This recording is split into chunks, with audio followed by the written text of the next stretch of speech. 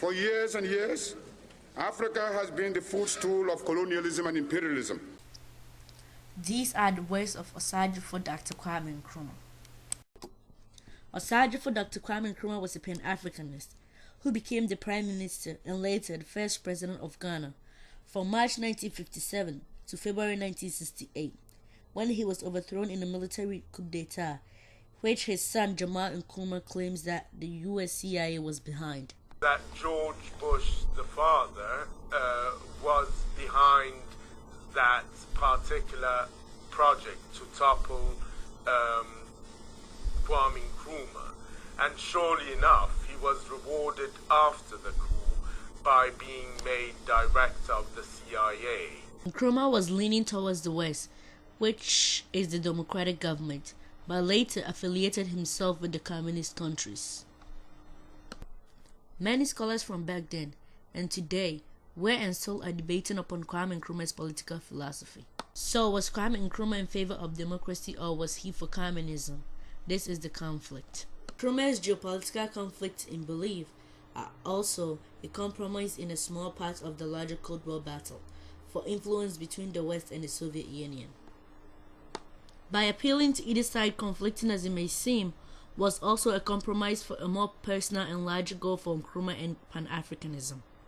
From the north to the south, from the east to the west, his sons languished in chains of slavery and humiliation, and Africa's exploiters and self-appointed controllers of her destiny strode across the land with incredible inhumanity, without mercy, without shame, and without honor.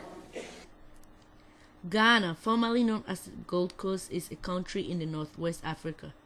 As its former name implies, Gold Coast was a country rich financially because of its mass production of cocoa beans and its abundance of gold. These resources and others became a very important source of income for the British Empire when Ghana became a British colony. In their quest for wealth and gold, European countries set out to explore Africa. They ended up colonizing most of the countries they settled in. Gold Coast became the colony of Britain for over 200 years.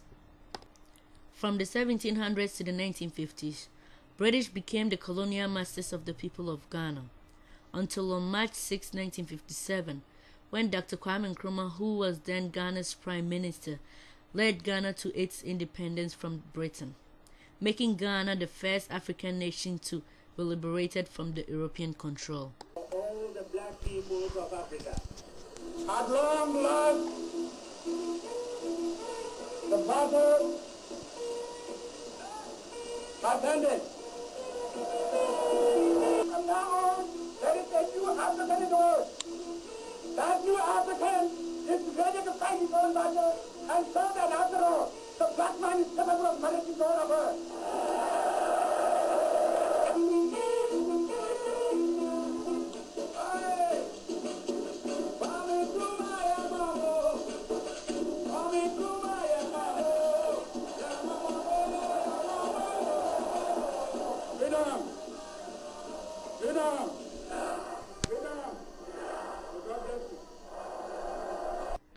Nkrumah attempted to move Ghana's economy towards a more industrialized model. His reasoning was that moving Ghana out of colonial trade system by reducing its dependence on foreign capital, technology, and material will allow it to become totally independent. Unfortunately, he moved to industrialization at the expense of his country's cocoa growing sector, which had been a strong economic sector till then. In the end, the various economic projects he undertook were generally unsuccessful. So, in order to make Ghana financially stable, Nkrumah appealed to the United States President John F. Kennedy to aid in building the Akosombo Dam, which will provide hydroelectric power to serve Ghana and also serve as an export to neighboring countries. Nkrumah had previously appealed to British Foreign Minister Macmillan to aid with $80 million to help build the dam, but was denied. Pan-Africanism is a philosophy that is based on the belief that African people share common thoughts and objectives, and that advocates for unity to achieve this objective. Dr. Kwame Nkrumah adopted this philosophy and became a Pan-Africanist. In 1952, Nkrumah became the Prime Minister of Ghana, and 5 years later became its first president. Pan-Africanism, which inspired Nkrumah to become president, eventually led to his downfall. How? Nkrumah believed in the United States of Africa.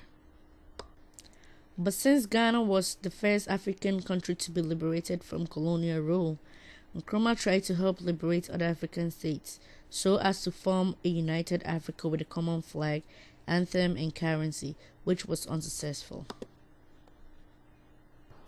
Nkrumah occasionally visited other African nations, and he also helped build the African Union and the Economic Community of West African States, ECOWAS, to financially assist each other when needed, which is exactly what bothered the Ghanaians very much. Nkrumah spent a great deal of Ghanaian resources on other African countries. This made the average Ghanaians feel worn out, and many started complaining. Ghanaians felt that money made from Ghana should be spent internally rather than towards other African countries. This agenda eventually left Ghana with a large debt and financial burden. Is it just to say that Kwame Nkrumah was never into communism itself as a political philosophy, but only engaged with the communist countries such as Vietnam, China, and the Soviet Union just to fulfill his and Ghana's needs? Nkrumah justified this question by forming the non-alignment movement, which declared him as neither with the West or with the communist countries. Nkrumah turned to the side that was willing to help achieve his goals. The communist countries contributed a lot financially to the Ghanaian economy. Examples include that the Soviet Union gave a loan of $40 million for technical program expenses, and also agreed to send machinery and equipment, rolled steel, petroleum products, and building materials, and 6 airplanes to Ghana. Also, the Chinese government helped build the National Theater in the capital that sometimes held international events. So, was Nkrumah's decision to turn to communism such a bad idea? If it helped build the Ghanaian economy, then there is nothing wrong with it except the fear it established in the Ghanaians who did not like the concept of communism. After over 200 years of colonial rule, Dr. Kwame Nkrumah, a Pan-Africanist, led Ghana to its independence on March 6, 1957, and became its first president. Nkrumah had a very conflicting political ideology. Many question whether he was in favor of democracy or in support of communism. Kwame Nkrumah's political conflicts were also a compromise which was a small part of the larger Cold War battle for influence between the West and the Soviet Union. Even though Nkrumah created a conflict by relying on both the West and the Soviets, this conflict also a compromise for a more personal and greater objective for Nkrumah and Pan-Africanism. These days are gone, and gone forever.